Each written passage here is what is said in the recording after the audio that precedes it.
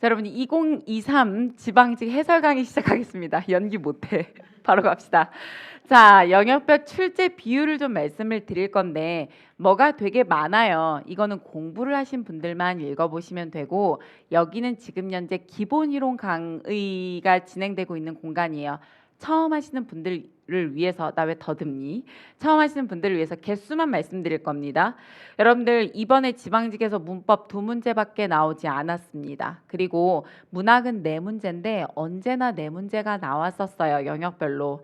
다음 비문학 11문제, 어휘 3문제가 있었습니다.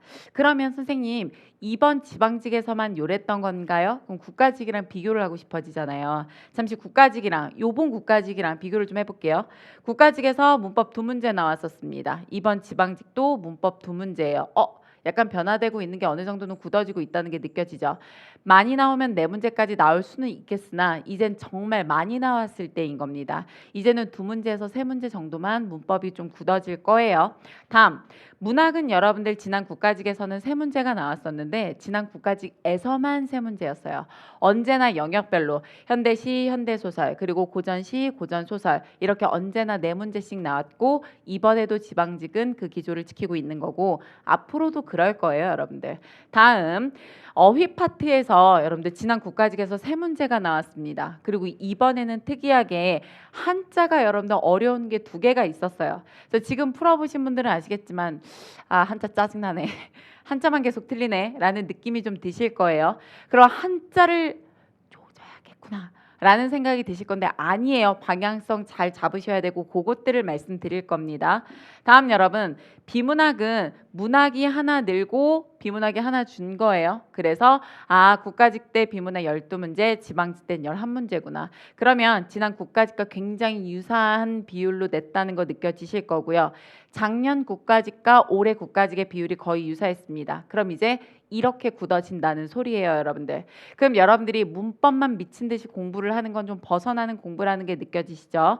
이따가 어떤 방향으로 가야 되는지도 다 말씀드릴 겁니다. 자, 그러면 1번부터 빠르게 좀 정리를 좀 해볼게요. 1번입니다.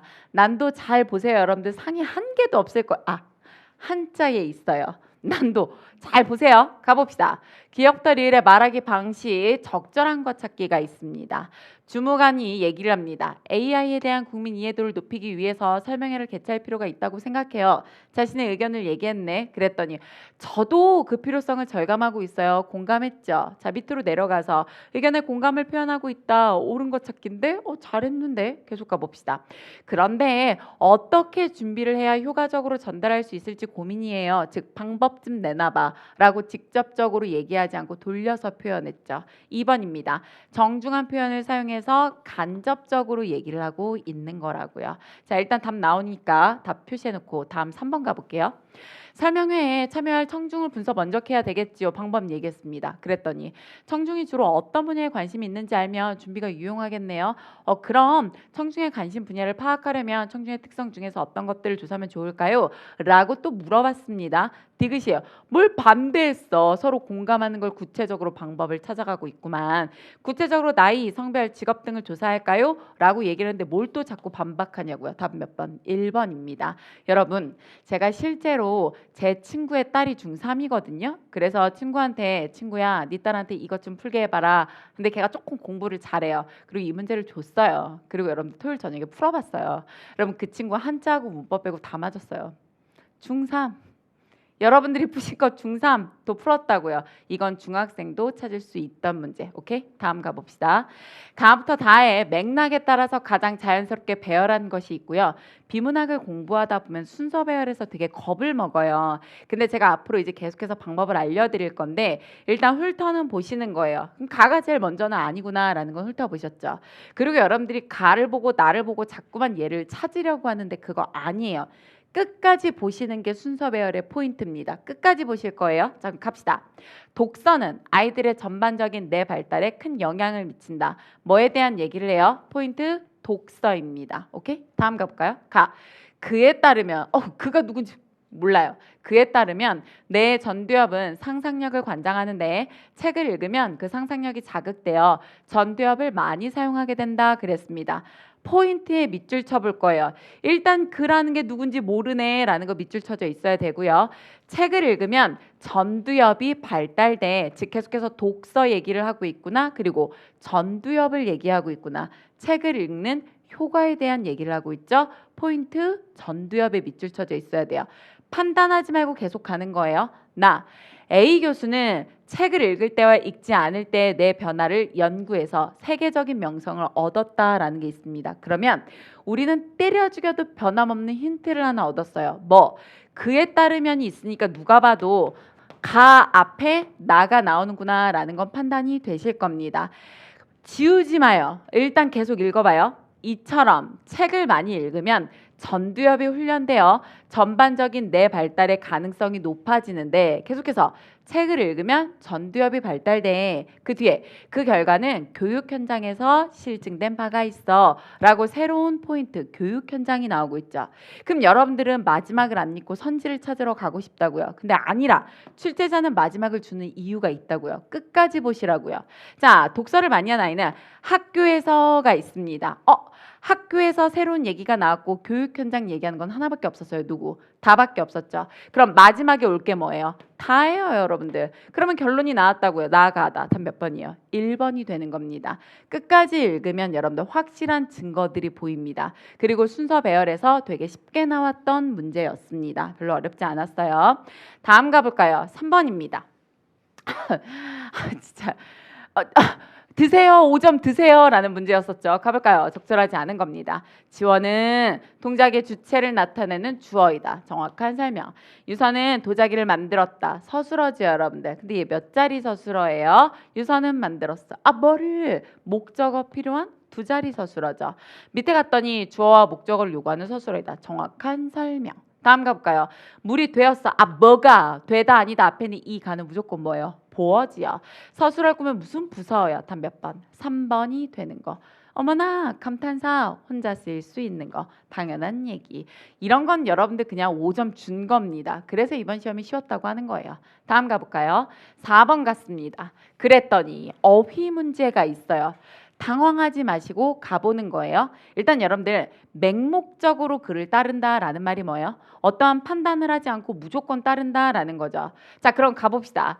조칠 종이에요. 맹목적으로 좇는다라는 거예요. 서구의 문화를 맹종하는 이들이 많다. 무분별하게 따르는 이들이 많다. 오케이. 자, 안일한 생활에서 탈피했어. 벗어나다. 우리가 평소에 쓰고 있는 어휘 정도네요. 다음 갑니다. 회사에서 생산성을 재고가 있고요. 심지어 이거는 제가 한자 수업으로도 한글 맞춤법으로도 엄청나게 많이 하는 겁니다. 이게 뭐냐면 여러분들, 자, 한자 적지 마세요. 한자 재고라는 게 있고 두 제자 다시 제자예요. 재고라는 게 있습니다. 다시 고려해 주세요. 이 사안에 대해서 재고해 주세요는 다시 생각해 주세요가 되는 거고, 자, 끌 제자예요. 높이 끌어올리다. 수출량의 재고 그러면 수출량을 끌어올리다. 생산성의 재고 그럼 생산성을 끌어올리다. 끌어올리다 정확한 거예요. 그래서 1년 동안 제 수업을 들으신 분들은 심지어 한자로도 알고 있는 내용이었습니다. 너무 쉬운 거예요. 다음 가볼게요. 여러분, 부유물이 뭐예요? 위에 둥둥 떠다니는 거. 자, 그러면 연못 위에 부유하는 연잎은 둥둥 떠다니는 거. 그러니 헤엄치는 건 유용하다라고 해주는 거예요. 답은 몇 번? 4번이 되는 거. 그럼 잠시 본인의 어휘 수준을 판단해 보는 거예요. 쌤, 저는 태어나서 처음 들었습니다.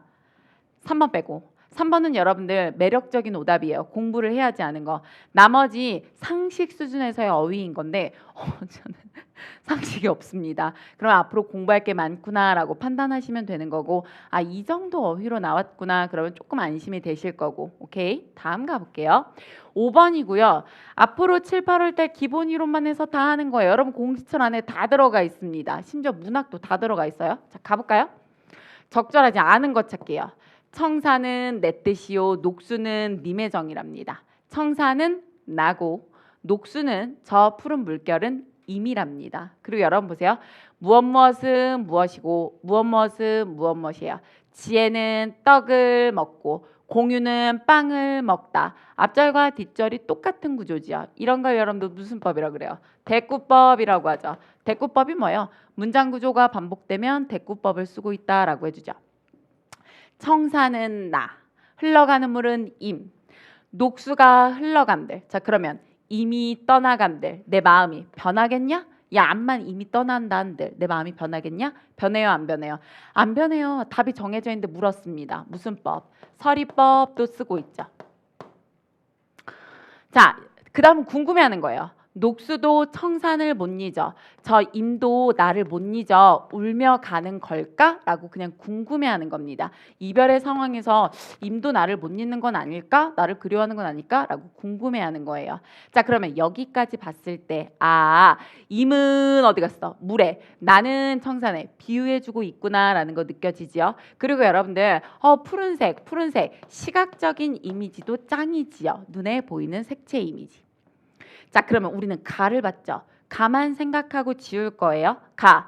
청사는 여러분들 나고 녹수는 떠나가는 이미지요. 대조 쓰고 있지요. 화자가 처한 상황, 이별의 상황이구나. 오케이 할 수 있는 거. 다음 가볼게요. 2번 못 풀어요. 3번 갑니다. 가는 대꾸를 활용해서 시상을 전개하고 있다. 대꾸법 있잖아요. 그럼 가에다 동그라미 치시면 되는 거예요.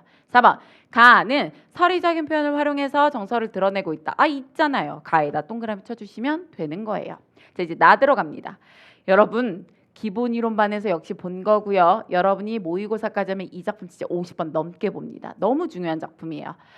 청사는 어찌하여 만고에 푸르르며. 자, 저 푸른 산은 어찌하여 아주 오래도록 변함없이 저렇게 푸르르며. 유수는 흘러가는 물은 어찌하여 밤낮을 그치지 않는 거니. 다시 말하면 자연은 어찌하여 변하지 않니? 자연은 어찌하여 변하지 않니? 라는 걸 얘기하는 겁니다. 야, 그러면 문장 구조 똑같으니까 여러분들 무슨 법 쓰고 있어요? 대꾸법 쓰고 있죠. 그리고 얘는 답을 알아요. 야, 자연은 어쩜 저렇게 변함이 없을까? 이거 대답을 요구하는 거 아니지요. 어차피 답은 정해져 있는데 묻는 거니까 뭐도 쓰고 있어요. 서리법도 쓰고 있죠. 저렇게 변함없는 자연처럼 우리도 그치지 말고 만고상청, 우리도 변함없이 늘 푸르고 푸르자라는 거예요. 변함없는 자연을 본받아서 늘 푸르자. 여기에 숨겨져 있는 의미는 뭐다? 학문수양, 학문정진하자. 변함없이 늘 공부하자라는 겁니다.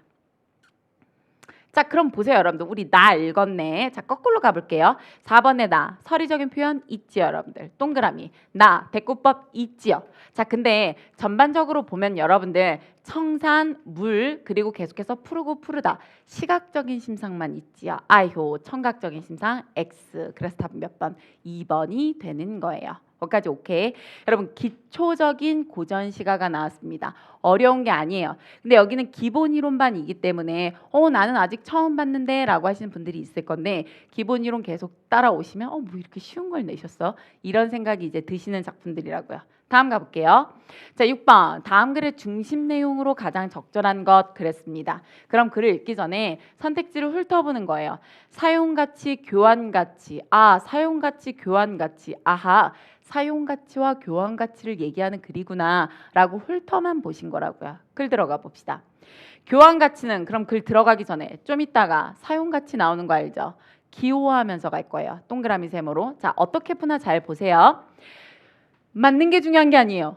비문학을 어떻게 푸나를 보세요. 교환 가치는 거래를 통해 발생하는 가치이며 개념 설명해 주죠. 다음 가볼까요? 사용 가치는 어떤 상품을 사용할 때 느끼는 가치이다. 개념 설명해 주고 있구나. 가치랍니다.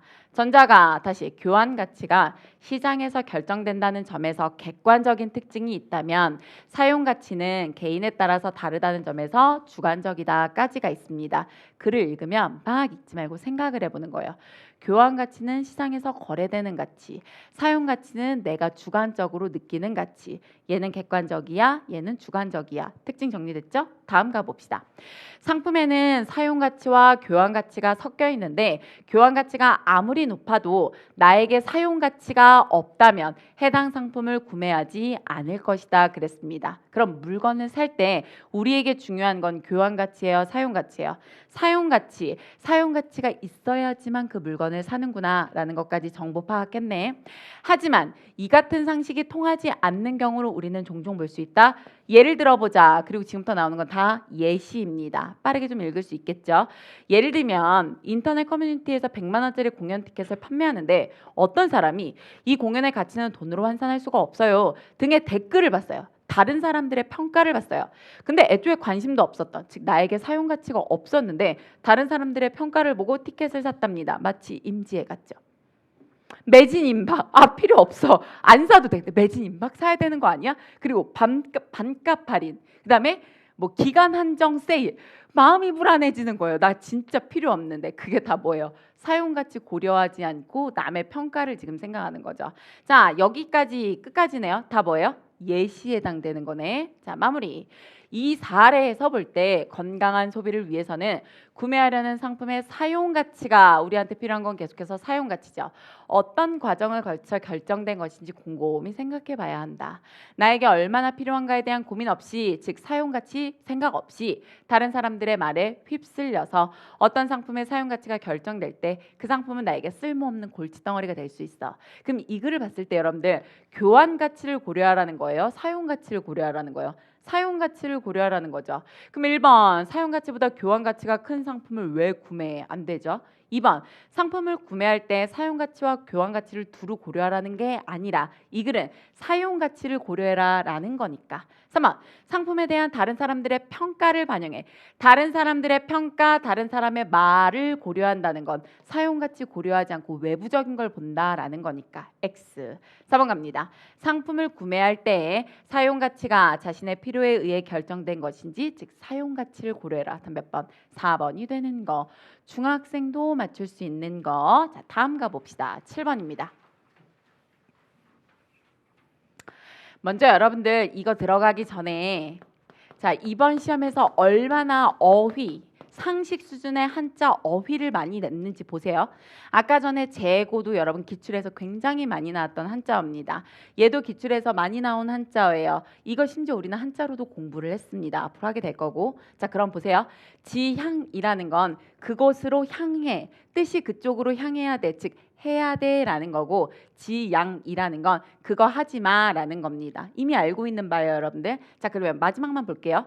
그들은 서학을 검토하며 어떤 부분은 수용했어요. 어떤 부분은 수용했지만, 그럼 그 다음은 수용하지 않아야 돼가 나와야 되죠. 반대로 어떤 부분은 지향이 아니라 뭐가 돼야 돼요? 지양이 돼야 되겠죠. 그러니 제대로 고친 거 답은 몇 번이에요? 4번이 되는 거죠. 문제는 엄청 쉬웠어요. 그럼 나머지 무슨 소리 했는지 한 번만 보자. 조선 후기에 서학으로 불리는 천주학은 학이라는 말에서도 짐작할 수 있듯이 종교적인 관점보다는 학문적인 관점에서 받아들여졌다. 잘못된 부분이 있어요, 없어요? 없어요. 천주교가 아니라 천주학이라고요. 학문으로 받아들였다고요. 근데 얘는 종교적인 관점에서로 수정한답니다. 잘못 수정한 거겠죠. 계속 가봅시다.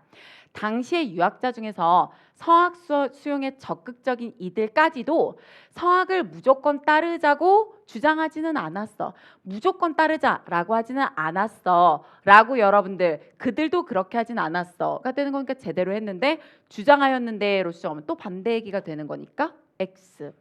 서학은 신봉의 대상이 아니라 분석의 대상이었기 때문이다. 그러니까 즉 서학은 무조건 믿자라는 종교가 아니라 분석의 대상이었기 때문에 학문이었어 라는 거죠. 그들은 조선사회를 바로잡고 발전시키기 위해 새로운 학문과 지식이 필요하다고 생각했지만 외부에서 유입된 사유체계는 양명학도 있고 고증학도 있어요. 이미 있어요. 있어서 서학이 유일한 대안은 아니었다. 맞죠? 여기까지. 근데 유일한 대안이었다. 그러면 안 된다고요. 그리고 마지막을 읽었더니 확실히 답 4번까지 나왔을 겁니다. 그럼 여러분 보세요. 이번 지방직은 어휘를 굉장히 강조한 시험이었구나라는 게 느껴지실 겁니다. 자, 됐으면 다음 8번 들어가 봅시다. 맥락을 고려할 때 빈칸에 들어갈 말이에요. 빈칸 추로는 언제나 나와요. 능숙한 필자와 미숙한 필자가 있답니다. 그래서 이들이 공을 들여서 열심히 글을 써요. 글쓰기에서 계획하기 단계는 글쓰기의 목적 수립, 주제 선정, 예상 독자 분석 등을 포함한답니다. 여러분 글을 읽을 때 열거가 되게 많잖아요. 그럼 가독성이 없어요. 그럴 때는 가로로 묶어주는 거예요. 그거 다시 보세요. 글을 계획할 때는 글쓰기 이런 중요한 과정들이 이루어진다. 됐죠? 이 중 예상 독자 분석이 중요한 이유는 무엇 뭐 때문이다가 있습니다. 그럼 그 다음에 이유가 있겠죠. 읽어보자. 글을 쓸 때 독자의 수준에 비해 어휘가 너무 어려워. 개념이 너무 어려워. 전문 용어를 사용한다면 독자가 글을 이해하기 어렵게 된다. 글쓰기는 필자가 글을 통해 자신의 메시지를 독자에게 전달하는 행위라는 점을 고려한다면 계획하기 단계에서 반드시 예상 독자를 분석해야 돼라는 게 있습니다. 여기까지 읽었을 때 뭐가 나왔어요? 어려워할 수 있으니까 이해를 돕기 위해서라는 게 있죠. 즉 뭔가 난도와 관련된 게 있어. 난도 즉 이해를 쉽게 하기 위해서 너무 어려운 거 쓰면 안 돼. 그러니까 예상 독자를 왜 분석하는 거예요? 이해를 쉽게 하기 위해서라는 거네. 1번 갑니다. 계획하기 과정이 글쓰기 전체의 과정이기 때문에 독자를 분석하는 거예요? No. 자, 이해하기 쉽게 하기 위해서라는 게 들어가야 되죠. 글의 어려운 개념이나 전문 용어를 무조건 포함해야 돼요? 아니잖아요. 3번 갑니다. 필자의 메시지를 독자에게 효과적으로 전달하는 데 도움이 되기 위해서, 즉 이해를 쉽게 하기 위해서 살릴 수 있죠. 4번 갑니다. 독자의 배경 지식 수준을 고려해야 글의 목적과 주제가 결정되기 때문에 no. 여러분들 목적 수립, 주제 선정, 예상 독자 분석은 계획하기에서 다 같이 들어가는 겁니다. 이미 결정이 됐고 예상 독자를 분석해야지만 이해하기가 쉬워라는 거지. 예상 독자를 분석해야지만 글의 목적과 주제가 결정되는 거예요? 아니지요, 여러분들. 그럼 맞는 거 다 몇 번? 3번이구나라는 것까지 보셨습니다. 뒤에를 읽으면 나올 수 있었던 거. 자, 9번 가볼까요? 다음 시를 이해한 내용으로 적절하지 않은 것이 있고요. 문학이 있습니다. 여러분 저 100% 수업 때 다 진행했던 것들이에요. 보여드릴까요? 기영도 수업 어디서 했냐면 우리 모의고사 볼 때 적중해지의 1은 국가직 대비고요. 적중해지의 2는 지방직 대비예요. 그러면 1이잖아요. 지방직 대비하면 어차피 1년 동안 계속 이어올 거잖아요. 적중해지의 1에서 15일차 12번에서 기영도 빈집 그대로 수업했습니다. 자, 무슨 내용인지 볼게요. 제목이 빈집이에요, 여러분들. 쓸쓸함 느껴지지요? 자, 가볼까요? 사랑을 잃었어. 자, 상실, 마이너스는 세모고 문학에서 긍정, 뭔가 생성되면 플러스라고 우리 인강으로 지금 다 정리하고 온 상태. 사랑을 잃고 나는 쓰네. 화자의 상태 나오죠. 잘 있거라 짧았던 밤들아, 창밖을 떠돌던 겨울 안개들아, 촛불들아, 잘 있거라 흰 종이들아, 눈물들아, 열망들아. 여기까지 열거 쓰고 있네. 문장 구조 반복되고 있네. 사랑을 하면서 여러 가지 고민들, 망설임들, 나의 열망들, 근데 이별했으니까 그 모든 것들이 상실된 겁니다. 잘 있거라. 장님처럼 비유도 쓰고 있죠. 나 이제 더듬거리며 문을 잠그네. 마음의 문을 잠근 거죠. 가엾은 내 사랑 빈집에 갇혔네. 여기까지. 화자의 상태 플러스로 끝났어요? 마이너스로 끝났어요? 마이너스로 끝났죠. 여기까지만 하셔도 된다고요. 여러분들 고등학교 때처럼 문학 공부하는 거 아니에요? 즉 얘는 서정시, 무슨 시, 특징 1번, 2번 무슨 이거 외우는 거 절대 아니에요, 여러분들. 아하, 흐름을 보니 이별을 하고 슬프구나. 얘가 희망으로 끝난 적이 있어요, 없어요? 없어요. 얘가 의지적으로 바뀐 적이 있어요, 없어요? 없어요. 자, 그럼 가봅시다. 대상을 호명하며 호명 불렀죠. 누구더라 누구더라. 마이너스의 심정으로 드러내고 있죠. 오케이. 빈집, 상실감, 공허해진 내면. 오케이 할 수 있죠. 다음 여러분들 누구들 누구들가 있습니다. 잠시 영탄에 대해서 말씀 좀 합시다. 영탄법 그러면 이것만 공부하시는 분들이 있는데 모든 감탄의 표현들은 다 영탄입니다. 누구들 뭐뭐여 라고 부르는 것들도 다 영탄이 되는 거예요, 여러분들. 이별에 따른 정서 부각하고 있죠. 4번 글 쓰는 행위를 통해 잃어버린 사랑을 회복하는 열망이 아니라 상실감을 표현하고 있는 거. 다음 몇 번? 4번이 되는 거. 쉬웠던 시입니다. 오케이? 다음 가봅시다. 10번 다음 글을 이해한 내용으로 적절한 것이 있고요, 여러분들. 요거 한번 해줘야 돼요. 잠시 요거 한번 해줘야 돼요. 제가 기본 이론 반부터 계속 얘기하는데 잠시 보여드릴게요. 9켤레 구두로 남은 산은 제가 3년 안에 무조건 나옵니다. 안 나오면 제가 당신들 딸입니다. 다행이야, 나왔어. 라고 했고요. 제가 문법에서도 5년 안에 나옵니다 하는 것도 몇 개 있었지요, 여러분들. 진짜 나온다고 했고 제가 기본 이론에서도 심화에서도 계속 보여드렸고 혹시 몰라서 알찐문학에서도 했어요. 그 알찐문학 잠깐만 보여드리면 알찐문학 교재가 이렇게 되어 있고 빈칸이 뚫려 있어요. 이 빈칸은 중요한 거 정리하라는 거고 수업 때 제가 화면을 이렇게 보여드려요. 1번 이 대사가 시험에 나오면 반드시 이 대사가 중요하고요. 2번 시점 문제 반드시 나올 겁니다 라고 했어요. 그리고 시점 문제만 나왔어요, 여러분들. 자, 확인 좀 해봅시다. 반드시 갚는 조건임을 강조하면서 그는 마치 성경책 위에다가 오른손을 얹고 말하듯이 엄숙한 표정을 지었다. 하마터면 나는 잊을 뻔했다. 나가 나와요. 몇 인칭이에요? 1인칭입니다. 근데 여러분 계속 읽어보면 알겠지만 나에 대한 얘기예요? 그에 대한 얘기예요? 그에 대한 얘기예요. 1인칭 관찰자 시점이에요. 지금 시간 아까워서 내용 파악은 다 안 할 거예요. 자, 그러면 우리 선지 보러 갑시다. 서술자가 등장인물의 심리를 전지적 위치에서, 자 그럼 이건 뭐예요? 3인칭 전지적 작가 시점. 그러면 1번 땡이네. 2번 갑니다. 서술자가 등장인물이 됐답니다. 서술자가 작품 안에 있는 거죠. 1인칭 나 있죠. 1인칭이네. 다른 등장인물들의 행동을 진술하고 있다. 그에 대해서 얘기를 하고 있죠. 1인칭 관찰자 시점 정확한 거 단 몇 번? 2번이었죠. 3번 가볼까요? 서술자가 주인공이면 여러분들 1인칭 주인공 시점 얘기하는 거고, 더군다나 유년시절 회상도 없었고 그게 갈등의 원인이 되는 부분을 얘기한 것도 아니지요. 4번 가시면 서술자가 주권을 배제하고 관찰자의 시선으로 얘기하는 건 3인칭 작가 관찰자 시점이지요. 다시 말하면 문학의 아주 기본적인 개념에 대해서 물어본 거. 사실 제가 시험 끝나고 채팅이랑 뭐 카톡이랑 뭐 되게 많이 받았는데 이거는 읽지도 않고 그냥 답 찾으셨답니다. 그래서 진짜 10초도 안 걸리고 이렇게 하고 그냥 넘어갔대요. 물론 모든 문제가 이렇게 풀리는 건 아니에요. 나을 만한 작품이 나왔고요. 이런 게 또 몇 개가 있어요. 자, 됐으면 11번 들어갑니다. 다음 대화를 분석한 내용으로 적절하지 않은 것은 있습니다. 선지 훑어보세요. 은지, 운용이, 은지, 재윤이 순서대로 뭐 어떤 짓을 했는지 묻고 있습니다. 가볼까요? 최근 국민건강 문제와 관련해서 설탕세 부과 여부가 논란인데 나는 설탕세를 부과해야 된다고 생각해. 지 의견 얘기하고 있습니다. 그러면 당 함유식품의 소비가 감소되게 되고 이러이러한 긍정적인 효과가 있기 때문이야. 첫 번째, 은지는 첫 번째 발언에서 설탕세에 대한 화제를 제시하고 있다. 정확하죠? 그랬더니 운용이가 얘기합니다. 설탕세 부과하면 당 소비가 감소된다고 너 그거 믿을 만한 근거가 있어? 네 개인적인 의견이야? 믿을 만한 근거가 있어? 라고 물은 게 반대하는 거예요. 아니라 궁금해서 너 그거 근거 어디 있어? 라고 물어본 거죠. 근데 은지의 주장에 반대하고 있다? 아닌 것 같아. 살려두시는 거예요. 다음 갑니다. 그 근거 어디 있냐면 세계보건기구 보고서에 가면 이렇게 부과하면 소비가 감소한다고 나와 있어. 근거 있어. 라고 두 번째 발언에서 주장에 대한 근거 제시하고 있죠. 그랬더니 재윤이가 그건 나도 알아. 그런데 설탕세 부과하면 질병을 예방한다는 것은 타당하지가 않아. 네가 말한 거 그 연구 결과를 보면 이러이러한 거 상관관계가 없어. 그거는 타당한 근거가 되지 않아. 라고 은지가 제시한 근거를 부정하고 있잖아요. 반대하지 않은 거 단 몇 번? 2번이구나. 누구나 찾을 수 있는 정도의 얘기였어요. 자, 다음 가봅시다. 아이고야. 뭐야? 자, 한자 들어가기 전에 여러분들 보여드릴게요. 너무 어려워요. 한자가. 어차피 틀리셨을 거라고요. 근데 잠깐만 보면 이게 적중해지의 1 수업 시간에 하는 변형 모의고사 3회차.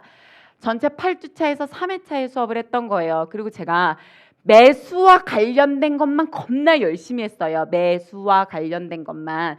그리고 여러분들 어차피 지금은 한자 수업이 아니기 때문에 안 할 건데, 자, 적절하지 않은 것 찾기가 있습니다. 답이 2번이었어요. 매수와 관련된 것만 우리는 수업을 했다고요. 그것만 제대로 공부를 했어도 여러분들 나머지 몰라도 매수 이거 아닌데 적절하지 않은 거 다 미버 찾을 수 있어야 된다고요. 잠시 보시면 그는 오래 살아온 자기 명의의 집을 여러분들 받을 숫자를 쓰는 게 아니고 거둘 숫자. 자, 그거를 팔아서 거뒀다라는 걸 얘기하는 겁니다. 근데 지금 여러분들 한자 공부 안 하셨잖아요. 지금은 설명드리지 않을 거예요. 근데 중요한 건 나는 매수만 겁나 열심히 했다. 그러면 찾을 수 있었어야 된다. 그럼 보세요. 딴 건 모르겠고 수업 시간에 진행되는 것만이라도 복습 열심히 해야지. 그럼 답 찾을 수 있어요. 근데 한자 버려야 뭐 다 버려. 한자 버려, 고전 문학 버려, 뭐 고전 문법 버려. 계속 버려. 몇 점 맞겠다는 거예요 도대체. 수업 시간에 하는 것만이라도 잘 따라오시면 된다는 걸 보여드리는 거예요. 답은 2번이었고 어차피 지금 한자 모르시잖아요. 수업 안 해요. 다음 13번 들어갑니다. 그럼 또 기분 좋아하면 돼요. 이제는 안 보여드릴 건데 여러분 공지철 안에 어문 규정에 이거 다 들어가 있습니다. 그리고 다 수업했던 거고 혹시 내가 믿지 못해서 6월 6일에 어문 규정의 지혜라고 특강도 했어요. 100% 다 있었습니다. 근데 여기는 기본 이론반이기 때문에 모르시잖아요. 그래서 그냥 공부하시는 거예요. 붓다의 개념이 있으면 붓이다를 써줍니다. 즉 우표를 붓이다가 되는 거예요. 소매를 위에다 걷어 붓이다가 되는 거예요. 말고 붓다의 개념이 없으면 붙이다라고 해주는 거예요. 힘에 붙여. 붓다의 개념이 없죠. 잘한 거예요.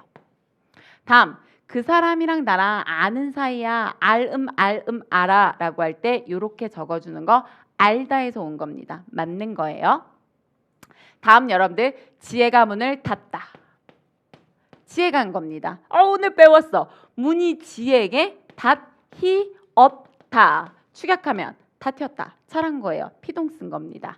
자, 4번입니다. 이거는 맨날 중요한 건데 걷잡아서가 있고 디귿은 걷잡아서가 있습니다. 얘를 쓰는 건 언제 쓰는 거냐면 안과 겉의 반대말이라고 생각하시면 돼요. 자 보세요. 겉으로 봤을 때 한 500면쯤 될 것 같은데 겉으로 봤을 때 한 1km쯤 될 것 같은데 대략적으로 헤아려 볼 때 걷잡아서라고 해주는 거예요. 그거 말고 대략적으로 헤아리는 거 말고 걷잡을 수 없는 불길, 걷잡을 수 없는 소음일 때는 요걸 적어주는 겁니다. 자, 겉으로 봤을 때 대략적으로 헤아려 볼 때 경기장에서 대략적으로 헤아려 보니 1000명이 넘는답니다. 그럼 여러분들 잘못된 거 다 몇 번이에요? 4번이 되는 거겠죠.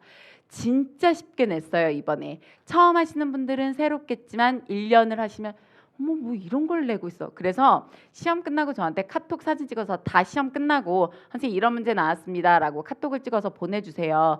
부탁하지도 않았는데 다 보내주세요. 그러니 얼마나 많은 게 오겠어요. 내 카톡 아이들 알고 있는 사람들을 다 보내는 거예요. 막 카톡 끝났어 바로 알아요. 근데 여기다가 다들 이렇게 적어놨어요. 굿 그리고 막 하트 막 이렇게 적어. 시험 시간에 그럴 시간이 있나 봐요. 막 올 막 이러고 그리고 아까 아웃켤레 거기다가도 오 막 이러고 그럴 시간이 있나 봐요 시험 때. 자 어쨌건 14번 들어갑니다. 여러분 자, 잘 보세요. 우리가 수업 때 했던 걸 가지고 답을 찾을 수 있는지 볼 거예요. 여러분 우리 결제가 있고 결제가 있습니다. 이거는 배웠습니다. 제가요? 제 카드값이요? 인 거고 이거는 여러분들 재수없는 사람한테 결제 받으러 간다 그랬잖아요. 요까지는 알죠? 제가 한자 수업 때 어떤 수업을 하냐면 여러분 이거 쓰면서 외우실 거예요? 한자 공부 그렇게 하는 거 아니에요. 제가 이거 한자로 나올 겁니다 라고 말씀을 드렸거든요. 그러면 뭐라고 외우냐면 이거 카드값 결제라 그랬죠. 카드값 결제 어디 가서 하게요? 수영장 가서 하는 거예요. 수영장 가서 카드값 결제한다 라고 했어요. 그럼 잘 보세요. 주무관은 이 팀장에게 부서 운영비와 관련된 결제는 카드값 결제가 아니지요. 그럼 수영장이 있으면 안 돼요. 다시 말하면 물수변자가 왼쪽에 있죠. 수영장에 가서 카드 결제하는 거면 안 된다고요. 답은 여기에 있어야 되는 거예요. 다음 여러분들 자 복지부 장관이 있습니다. 이 장자는 장수, 장군의 장자예요. 그리고 요거 생각해 보세요. 교장, 그 교장실 가면 교장에 뭐라고 돼 있어요? 요거 되어 있어요. 사장도 요거 되어 있어요 여러분들. 그 부서의 장관은 요거 적어주는 거예요. 얘는 장군의 장수의 장자인 겁니다. 요것만 알아도 답은 몇 번이에요? 1번이구나 나오는 겁니다. 다시 말하면 아까 전에 어떤 분이 공부를 시작한 지 얼마 안 됐는데 이번 시험을 되게 잘 보셨어요. 근데 국어를 너무 잘했는데 한자만 틀리셨어요. 그러면 이런 생각이 든다고. 선생님 지금부터 한자 공부를 해야겠습니다. 그래서 한자 뭐 다른 얘기해도 돼요? 해도 돼? 구몬 한자를 시작해 볼까요, 선생님? 저는 한자를 어렸을 때부터 정말 안 했고 기초부터 해야 될 것 같습니다. 그런 고민을 하시더라고요. 근데 그렇게 기초부터 하는 거 너무 좋아요. 하루에 30분씩 하는 거 너무 좋아요. 근데 그 시간에 그거 하는 게 나아요? 아니면 영어 단어 좀 더 외우는 게 나아요?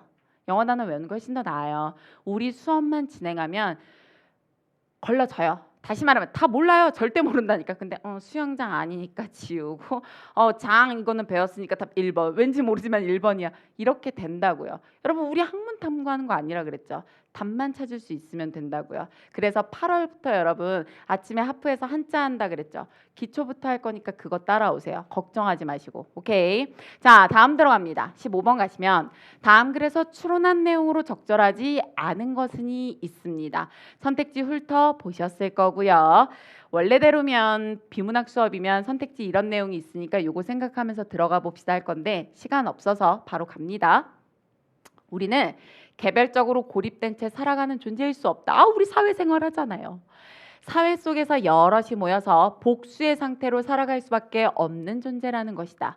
복수의 상태로 살아가는 우리는 그랬습니다. 여러분 잘 보세요. 우리는 복수의 상태로 살아간다. 복수의 상태로 살아가는 우리는이 있습니다. 계속해서 같은 문장이죠. 그럼 특별히 머릿속에 메모를 할 게 없다고요. 우리는 다 복수야. 됐어요? 우리는 씨 종자입니다. 즉 종자, 우리의 종류를 봤을 때 종적인 차원에서 보면 다 보편적이고 동등한 존재야. 우리는 다 같이 살아가고 있어. 그거를 지금 뭐라고 표현했어요? 복수의 상태라고 하고 있고 다 같이 살아가니까 보편적이고 동등한 존재야. 여기까지 정리됐죠? 그러나 우리는 각각 유일무이성을 지닌 단수이기도 하다. 하나하나 즉 모든 인간은 여러분 언제나 읽을 때 즉 뒤에가 제일 중요해요. 즉 모든 인간은 개인으로서 고유한 인격체라는 특수성을 지닌다. 사회 속에서 우리는 보편성과 보편적 복수성과 특수한 단수성을 겸비한 채 살아가고 있는 셈이다. 여기까지 끊어볼까요? 인간은 동그라미도 있고 세모도 있어. 계속해서 같은 얘기해주고 있는 거죠. 바로 이러한 이유로 우리는 다원적인 존재이다. 여태까지 얘기했던 걸 한 문장으로 정리해줬습니다. 인간은 복수이기도 하고 단수이기도 해. 인간은 동등하기도 하고 각각의 특수성이 있기도 해. 됐죠? 이러한 존재들로 구성된 다원적 사회에서는 어떤 획이라도 시도되어서는 안 된다. 왜? 각각의 특수성이 있기 때문에 어떤 획이라도 인정해서는 안 돼. 우리가 이 같은 사회에서 살아가기 위해서는 타인을 포용하는 공존의 태도가 필요하다. 아, 쟤는 저러한 특수성이 있구나. 아, 쟤는 나와 다른 특수성이 있구나. 인정해줘야 된다고요. 공동체 정화 등을 목적으로 즉 깨끗이 만들어야 되겠어. 이상한 생각을 갖고 있는 애 없애버려. 우리와 다른 애 없애버려. 개별적인 유일무이성을 제거하는 것은 다시 말하면 특수성이라는 말을 위해서 썼는데 다른 용어를 써준 것뿐이죠. 특수성을 제거하는 것은 우리가 살아가는 사회의 다원성을 파괴하는 거야. 그러므로 개인적 특수성을 없애면 된다, 안 된다? 안 된다, 인정해 주어라. 계속해서 똑같은 얘기였습니다. 자, 추론하기래요. 뭐가 되게 어렵나 봅시다. 우리는 고립된 상태에서 단수로 살아가는 존재가 아니지요. 우리는 고립된 채 혼자 살아가지 않는 복수의 존재입니다. 오케이? 자, 그러니 동그라미. 우리는 다원성을 지닌 존재로서 포용적으로 공존해야 된다. 다른 사람 저런 특징이 있구나라고 인정해 주자고 했죠. 함께 살아가는 존재? 오케이. 개인의 유일무이성, 즉 특수성이라고 그랬죠. 개인의 특수성을 보존하려는 제도는 아주 좋은 제도지요. 인정해 주는 거니까. 개인의 보편적 복수성을 침해하는 거예요. 다 같이 살아가는데 문제가 생기는 거예요. 안 되지요. 연결 안 되니까 다 몇 번? 3번이 되는 거네. 4번. 개인의 특수한 단수성을 제거하려는 시도는 이거 하면 안 되지요. 개인의 특수성을 없애는 거니까. 사회의 다원성을 파괴하는 결과로 즉 비극적인 결과로 이어질 수 있는 거죠. 오케이가 되는 거. 다 몇 번? 3번입니다. 추론하기라 그래서 뭐가 되게 어려운 게 아니라고요, 여러분들. 결국은 내용 파악하면 다 풀리는 겁니다. 다음 16번 가볼게요. 다음 글을 이해한 내용을 적절하지 않은 것은 있습니다. 자, 그래놓고 여러분들 아니 춘향전을 도대체 수업 때 몇 번을 했냐고요. 너무 많이 했습니다. 내용 가볼게요. 춘향이 지금 맡고 있는 거예요. 변학도한테. 자, 매우 치라 소리 맞춰서 넓은 고을에 벼락치듯 후리쳐 딱 붙이니 딱 맞았습니다. 춘향이 정신이 아득하여 아이고 이것이 웬일인가. 한 대 맞았죠. 일자로 운을 달아 우는 말이 일편단심 춘향이 일정지심 먹은 마음 일부종사 하쨌더니 일부종사가 뭐예요? 한 명의 남편을 섬긴다라는 거죠. 일신이 난처해서 이 몸인들 일각인들 편하리까? 아주 짧은 시간입니다. 요 짧은 시간인들 내가 편할까?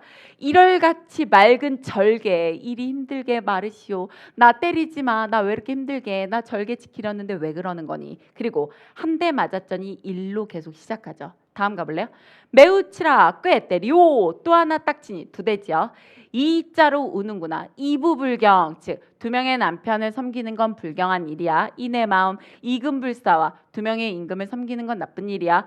무엇이 다르겠습니까? 계속해서 여러분들 유교적인 정절에 대해서 얘기해주고 있죠. 이 이모민들 이왕일이 되었으니 이제 안 읽어요. 세 번째 매우 치라 꾀때리오 이제 세 번째죠. 그럼 뭐 어떻게 되겠어요? 3으로 가겠지. 3자로 오는구나. 삼천동에서 우리 도련님 만났는데 삼생의 연분을 맺었는데 삼강을 버리라 하소 삼척동사 그만 읽을 거예요 여러분들. 자 가봅시다. 적절하지 않은 것 찾기. 동일한 글자 겁나 반복하고 있죠. 리듬감 조성하고 있죠. 읽으면서 눈치채셨어요? 이런 글이라는 거? 꾀때리오 매우 치라 이것만 반복 리듬감 조성 이것만 찾으셨죠. 솔직히 1, 2, 3 반복됩니다. 숫자 있죠. 주인공이 처한 상황 제시해주고 있습니다. 다음 3번 가시면 4번 먼저 유교적 가치 담고 있는 말 열심히 활용하고 있잖아요 여러분들. 정절 지키겠다고. 근데 3번에 주인공의 내적 갈등이 해결된 적이 없어. 답은 몇 번? 3번이 되는 거. 어렵지 않았네 문학도. 17번 갑니다. 다음 글을 이해한 내용으로 적절하지 않은 것. 여러분 오늘 1시 10분에 끝날 거예요. 조금만 기다려주세요. 자 내용 들어갑니다. 고전 소설의 유통 방식은 구연에 의한 유통과 문헌에 의한 유통이 있대요. 그러면 두 가지가 나오면 동그라미 1, 아니 그냥 이렇게 갑시다. 1, 2 해놓고 가는 거예요. 두 가지 방식이 있네. 구연에 의한 거, 문헌에 의한 거. 자, 구연에 의한 유통은 구연자가 말하는 사람이 소설을 사람들에게 읽어주는 방식으로 개념 설명도 해줬죠. 글을 모르는 사람들과 글을 읽을 수 있지만 남이 읽어주는 것을 선호하는 이들을 대상으로 이루어졌다. 글을 모르니까 읽어주는 사람 있으면 즐겁겠지요. 구연자를 뭐라고 불렀대요? 전기수로 불렀으며 소설 구연을 통해 돈을 벌었던 전문적인 직업인이랍니다. 책 읽어주고 돈 받았다고요. 하지만 이 방식은 문헌에 의한 유통에 비해서 자 여러분들 이렇게 비교 표현이 나오면 되게 중요한 거고 선지에 반드시 나오는 거라고요. 문헌에 의한 즉 우리가 곧 읽을 2번에 의한 거에 비해서 시간과 공간의 제약이 많아요. 왜? 거기 공연할 때만 그걸 들을 수 있으니까 다른 데서 못 들으니까 유통 범위를 넓히는 데에 뚜렷한 한계가 있었다. 한계에 대해서 얘기했네. 자, 1 끝났으니까 이제 뭐 얘기해요? 이 얘기하겠지. 문헌에 의한 유통은 열거죠. 묶어, 차람, 구매, 상업적 대여로 나눌 수 있다. 그럼 뭐 얘기하겠어요? 차람에 대한 얘기하겠죠. 이거 끝나면 이 얘기하겠죠. 3 얘기하겠죠. 구조를 보면서 읽으라고요. 그냥 읽지 말고. 차람은 소설을 소유하고 있는 사람에게 직접 빌려서 보는 것으로 개념 설명해줬네. 책을 갖고 있는 사람한테 나 좀 빌려줘. 알고 지내던 개인들 사이에서 이루어졌다. 여기까지 됐어요. 자, 이번엔 두 번째입니다. 구매는 서적 중개인에게 돈을 지불하고 책을 사는 것인데 책값이 상당히 비쌌기 때문에 소설을 구매할 수 있는 사람은 그렇게 많지 않았다. 자, 그러면 1과 2의 차이는 뭐예요? 얘는 전문적인 상인에게 돈을 주고 사는 거고 얘는 개인 사이에서 이루어지는 거죠. 근데 여러분들 차람에서 지금 돈을 돈을 오고 가게 했다라는 게 나온 적이 있어요? 없어요? 없어요. 다음 들어갑니다. 상업적 대여 세 번째는 새 책가에서 돈을 지불하고 일정 기간 동안 소설을 빌려보는 책 대여점 지금이랑 똑같죠 여러분들. 자, 새 책가에서는 소설을 구매하는 것보다 훨씬 적은 비용으로 책을 볼 수 있기 때문에 지금이랑 똑같잖아요. 책 사면 한 15,000원 빌리면 1,500원 되는 거니까 경제적으로 넉넉하지 않은 사람들도 소설을 쉽게 접할 수 있었다. 자, 그러면 적절하지 않은 것 찾기입니다. 전기수 상업적으로 글을 읽어주는 사람은 글을 모르는 사람에게 소설을 구현하였다. 그대로지요. 2번 차람이 있었습니다. 차람은 아까 전에 2에서 동그라미 1에 해당되는 거였죠. 개인적으로 아는 사람들끼리 책 빌리는 거. 알고 지낸 사람에게 대가를 지불하고 라는 말이 한 번이라도 나온 적이 있어요? 없어요? 돈 얘기는 나온 적이 없어요. 책을 빌려보는 방식 뒤에는 맞고 살려두시고 문헌에 의한 유통은 여러분들 구연에 의한 유통에 비해서 비교 표현 나왔죠. 아까 여러분들이 물결 친 부분이라고요. 즉 구연에 의한 것에 비해서 문헌에 의한 유통은 시간과 공간의 제약이 적지요. 왜? 책을 여기저기 볼 수 있고 공연을 하는 건 거기서만 볼 수 있으니까 당연한 얘기. 조선 후기 새 책가가 성행한 원인은 책을 빌려주는 곳이 성행한 원인은 소설을 구매하는 비용보다 빌리는 비용이 적으니까 당연한 얘기가 되겠죠. 적절하지 않은 것은 몇 번? 2번이 되는 거. 그저 내용일치 문제였다고요, 여러분들. 다음 들어갑니다. 18번. 그나마 비문학에서 그나마 조금 여러분들이 어렵다고 느꼈을 수 있는데 왜냐하면 말이 좀 안 읽혀서, 어려워서가 아니라 안 읽혀서일 거예요. 자, 삼국사기 얘기를 하고 있고 들어갑니다. 삼국사기는 열거지요. 묶어. 본기, 지, 표, 열전 이렇게 묶어두시라고요. 열거가 많을 때는 안 읽히니까 묶어요. 자, 이러한 체제로 되어 있다. 이 중 열전은 그랬습니다. 그럼 열전을 찾아가 봐요. 예죠. 열전은 전체 분량의 5분의 1을 차지하며 그랬습니다. 근데 전체 분량 중에 제일 많이 차지한 애가 누구예요? 얘다라는 건 알 수 있죠. 28권. 자, 계속 갑니다. 열전은 5분의 1을 차지하며 수록된 인물은 86명. 신라인이 가장 많고 백제인이 가장 적다 그랬습니다. 아니, 삼국사기 여러분도 고려시대 때 지었다는 건 여러분들이 다 아는 거고 거기 안에 신라인, 백제인 들어가 있구나. 수록 인물의 배치에는 원칙이 있대요. 그럼 우리는 그 원칙을 기억하셔야 되죠. 앞부분에는 명장, 명신, 학자, 이름난 사람들을 수록했고 다음으로 관직에 있지는 않았으나 기를 만한 사람들을 실었다. 앞부분에 유명한 사람들, 뒷부분에는 유명하지 않지만 기를 만한 사람들. 됐죠? 다음 들어갑니다. 반신, 반역을 일으킨 신, 역신들의 경우 열전 끝부분에 배치했답니다. 왜? 이들을 수록한 이유는 왕을 죽인 부정적인 행적을 드러내어서 반면교사가 뭐예요, 여러분들? 잘못된 상대방의 부정적인 걸 가지고 나는 그렇게 하지 말아야지 라는 걸 배울 때 반면교사라고 하죠. 그리고 여러분들 보세요. 시험 자체에 어휘를 얼마나 쓰고 있는지 눈에 보이시죠, 여러분들? 어휘가 되게 중요했던 시험이라고요. 자, 반면교사로 삼는 데에 있었으나 그 목적에 부합하지 않는 내용이 있어서 흥미롭답니다. 뭐가? 가령 예를 들어주네. 가령 고구려의 연개 소문은 반신이에요. 근데 당나라에 당당히 대적한 민족적 영웅의 모습도 포함되어 있습니다. 원래 의도랑 좀 다르지요. 얘는 나쁜 애야 라고 넣고 싶었는데 이게 괜찮은 애기도 하다고요. 자, 흔히 삼국사기에 대해 신라 정통론의 기반에 있으며 유교적인 사관에 따라 당시의 지배 질서를 공고히 하고자 했다고 평가를 한다. 일반적인 평가는 그렇다. 근데 우리가 좀 전에 봤던 연개소문의 사례에서 볼 수 있는 것처럼 이 삼국사기는 기존의 평가와 다른 게 되게 많아. 다면적이고 중축적이야. 즉 기존의 평가들은 신라 정통론도 있고 유교적인 생각도 있고 당시 지배 질서를 공고히 하는 것도 있는데 일예로 보는 것만으로 보자면 되게 다층적이야. 삼국사기는 평가가 여러 가지로 해석될 수 있어 라는 얘기를 해준 거라고요. 오케이, 됐어요? 자, 가봅시다. 적절한 거 찾기예요. 삼국사기 열전에 고구려인과 백제인도 수록되어 있다는 점은 그랬습니다. 일단 우리 그래서 고구려인을 얘기한 적은 없습니다. 근데 고려 때 지어진 거니까 얘네들 들어가 있을 수 있겠죠.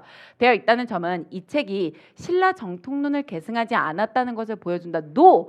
신라 정통론을 기반해 있다고요. 다만 일반적으로 이렇게 평가하지만 일부 다면적인 것들이 있어 라는 거지. 삼국사기 열전이 신라 정통론 계승하지 않았어 라고 이렇게 평가를 할 수 있는 거예요? 아니지요, 여러분들. 얘는 완전 과해석, 오해석한 거니까 X.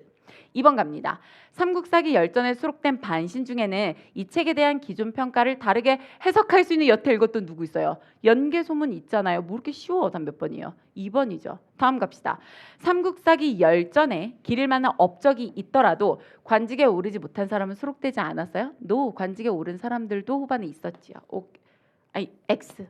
다음 갑니다. 삼국사기의 체제 중에서 열전이 가장 많은 권수예요? 아니에요? 아니었죠, 여러분들. 제일 많은 거 28권 있었으니까 X. 다음 몇 번? 2번이 되는 거. 자, 다음 들어가 봅시다. 19번 가시면 다음 글에서 추론한 내용으로 적절하지 않은 것은 있고요. 선택지를 늘 제가 먼저 훑어보라고 하는 이유가 있습니다. 선택지 잠깐만 보세요. IQ 검사 얘기하는구나. 학습 능력이 우수한 아이를 고르기 위해서 시행되었다. 시행 목적 물었죠. IQ 검사가 만들어지기 전에는 수치로 비교할 수가 없었나? 전후 보라는 거죠. IQ가 높은 아이라도 지능이 높지 않을 수 있나? 네 번째, IQ가 높은 아이가 읽기 능력이 좋을 확률이 높나 낮나? 판단입니다. 훑어보기만 한 거예요. 참고로 중학교 때 저 IQ 검사했는데 그 시골 학교에서 천재 나왔다고 엄청 좋아했어요. 근데 고등학교 올라와서 IQ 검사 또 했거든요. 너무 하기 싫어가지고 이렇게 내렸거든요. 2자리 나왔어요. 그래서 선생님 불렀어요. 이거 거기에 적혀 있어요. 학교 교육이 불가능한 이렇게 적혀 있어요. 그 의미 없다니까. 자, 가봅시다.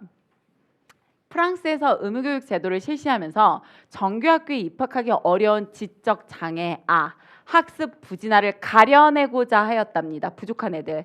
이에 기초학습 능력 평가를 목적으로 1905년 최초의 IQ 검사가 이루어졌다. IQ 검사 왜 했어요, 여러분들? 부진화를 찾기 위해서. 능력이 높은 애가 아니라. 이미 답은 나왔습니다. 그래도 나머지 봅시다. 이 검사를 통해서 비로소 인간의 지능을 구체적으로 수치화하고 객관적으로 비교할 수 있게 됐답니다. 드디어 뭐 했다고요? 수치화할 수 있었대요. 그럼 그 전에는 할 수 있었다 없었다? 없었다. 32번도 답이 나오죠. 이후 오랫동안 IQ가 높으면 똑똑한 애야. 그렇지 않으면 머리가 좋지 않아. 부진한 애야 라고 판단을 했대요. 물론 IQ가 높은 아이는 그렇지 않은 아이에 비해 여러분들 비교 표현 나오면 반드시 선지에 있다 그랬죠. 읽기나 계산 등의 사고 기능과 관련된 과목이 높은 성취도를 보이는 경우가 많아. 선지 4번 나왔죠. IQ가 높으면 읽기 능력이 높을 가능성이 있어. 비교 표현 나오면 반드시 거긴 선지로 만드는 거예요. 이는 IQ 검사가 기초학습에 필요한 최소 능력인 언어 이해력, 어휘력, 수리력 등을 측정하기 때문이야. 그렇지만 뒤에 읽어보면 알겠지만 그렇다고 걔가 꼭 모든 능력이 좋은 건 아니야. 왜? 모든 걸 평가하지 않으니까 라는 얘기였어서 안 봅니다. 자, 그러면 추론한 내용으로 적절하지 않은 거. 1번. 최초의 IQ 검사는 우수한 애들을 고르기 위한 게 아니라 부진화를 찾기 위함이었죠. 1번이네. 자, 그 전에는 수치로 비교할 수 없었는데 이제는 가능해졌다고 얘기했고 IQ가 높은 아이라도 전체 지능 높지 않을 수 있어. 왜? 모든 것들을 판단할 수가 없기 때문에 라고 마지막에 나왔고 요거 이미 찾았고 답 1번. 어렵냐고요? 아니라고요. 막 자신감이 뿜뿜이지요, 여러분들. 마지막 20번입니다. 얘가 조금 짜증났었는데 다음 글에서 추론한 내용으로 적절하지 않은 게 있습니다. 그리고 여러분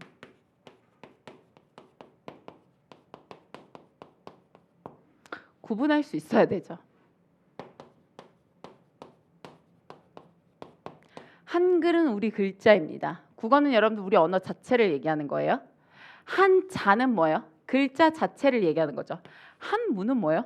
문장이잖아요, 여러분. 문장. 한자가 모인 문장이잖아요. 다른 거지요, 다른 거. 요거 생각하면서 자, 지금부터 들어가 봅시다.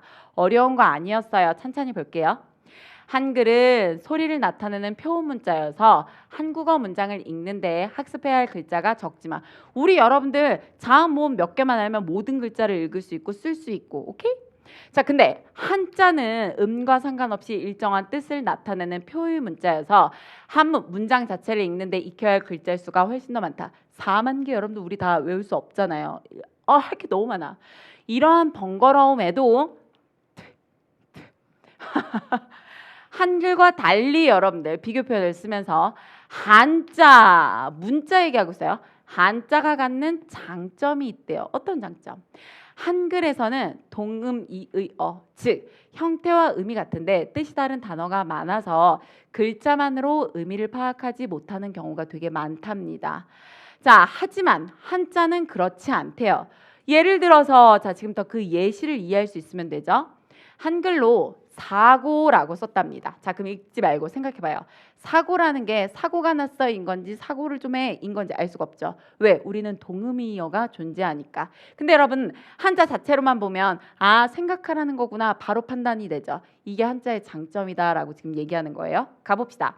사고라고만 쓰면 한글은 뜻밖의 발생한 사건인지 생각하고 궁리함인지 구별을 할 수가 없어. 왜? 동음이어기 때문에. 한글의 한계.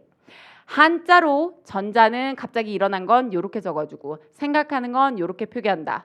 그런데 한자는 문맥에 따라서 같은 글자가 다른 뜻으로 쓰이지는 않지만 다른 문장 성분으로 사용되는데 혼란을 야기한다. 갑자기 지금 뭐 얘기해주고 있어요? 한자의 한계, 단점을 얘기해주고 있죠. 그럼 끊어놓고 생각을 한번 하는 거예요. 아하, 한자의 장점은 뭐가 되는 거예요? 동음이어가 없어. 바로바로 의미 파악이 돼. 한글의 단점은 그럼 뭐라는 소리예요? 동음이어가 있어서 의미 파악이 바로 안 돼. 사고 같은 것들이 그 예이지. 근데 한자의 단점도 있어. 어떤 단점이 있대요? 문맥에 따라 같은 글자가 다른 뜻으로 쓰이지는 않는데, 즉 동음이어는 없는데 다른 문장 성분으로 사용되는 게 문제랍니다. 또 예를 들어주죠. 예시. 애인이 있습니다. 사랑하는 애자죠. A는 문맥에 따라서 애가 인을 수식하는 관형으로 쓰인대요. 자, 그러면 뭐가 되는 거예요? 사랑하는 사람, 꾸며주는 거죠. 관용어 배웠잖아요. 사랑하는 사람. 일대도 있는데 관용어로 쓸 때도 있는데 인을 목적으로 삼는 서술할 때도 있대요. 사람을 사랑하다가 될 때도 있답니다. 그럼 한자의 문제는 뭐라는 거예요? 문장 성분이 마구 바뀌어라는 거죠. 자, 그럼 정리해 봅시다. 동음이어가 있어서 문제가 되는 건 한자예요, 한글이에요? 한글이에요. 문장 성분이 마구 바뀌어서 문제가 되는 건 한글이에요, 한자예요? 한자예요. 여기까지 정리됐죠? 자, 추론한 내용으로 적절하지 않은 것은 있습니다. 거꾸로 가볼게요. 의사라는 게 있답니다. 얘가 여러분 병을 고치는 사람인지 의로운 사람인지 구별할 수가 없다라는 건 한글의 문제예요, 한자의 문제예요? 한글의 문제지요. 자, 그러면 의사만으로 한글만으로 이거 구분할 수 없다. 정확한 설명. 3번 가볼게요. 자, 이 아까 봤네요. 문장 성분이 달라질 수 있죠. 애는 문장 성분이 바뀌더라도 요것은 동음이어가 아니다 그랬습니다. 자, 그러면 얘는 관용어로도 쓸 수 있고 서술어로도 쓸 수 있다 그랬죠. 그렇게 문장 성분이 바뀌더라도 사랑하다 자체는 동음이어가 아니지요, 여러분들. 그리고 한 글에서만 동음이어가 있는 거지 한 자에서는 동음이어가 없잖아요. 당연한 얘기가 되는 거겠죠. 2번 들어갑니다. 깨끗할 정이에요. 나중에 한자 배울 거예요. 또 어휘 물었지요, 여러분들. 자, 깨끗할 정이에요. 정수예요. 정수기, 물 정수한다고. 근데 의미를 얘기해 줬어요.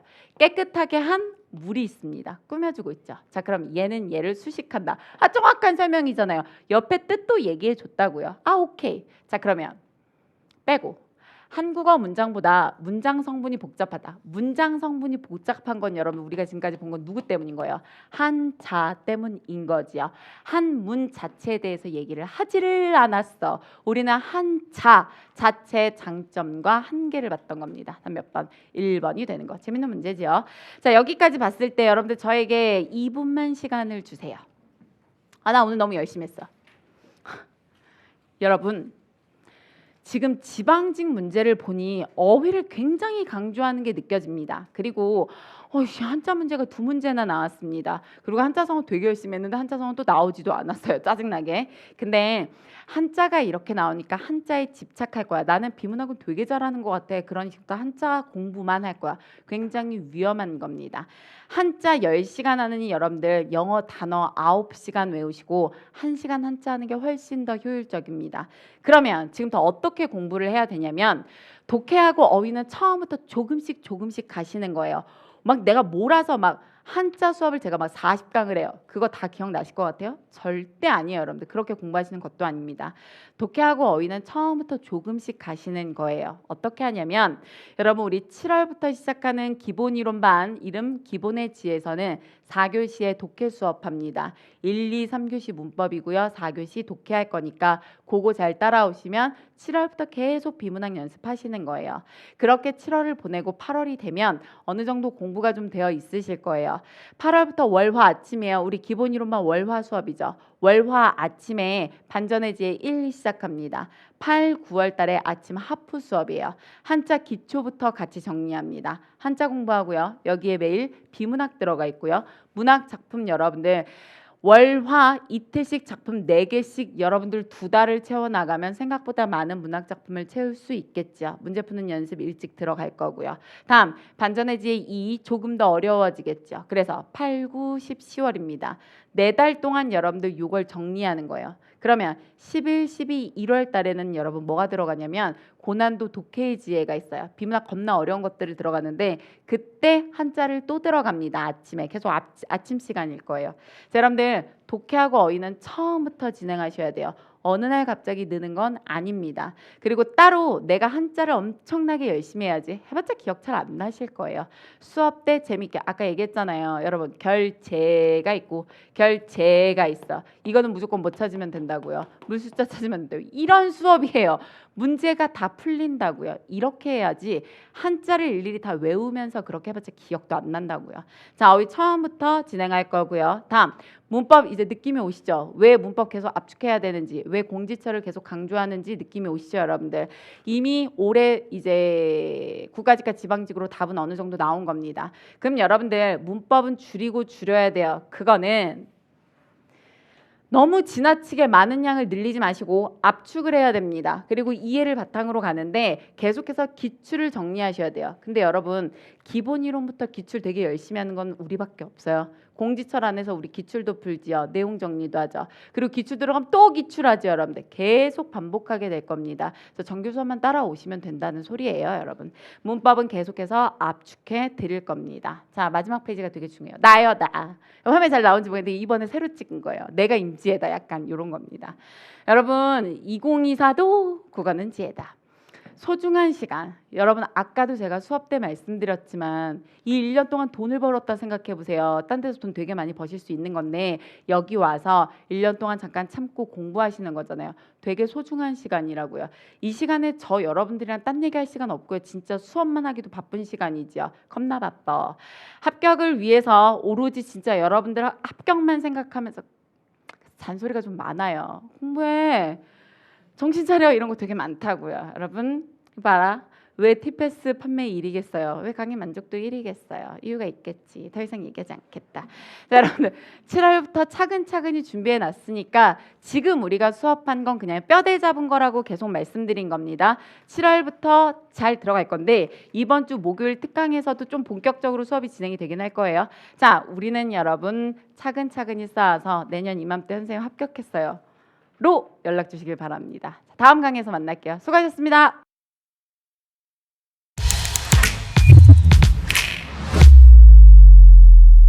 Edu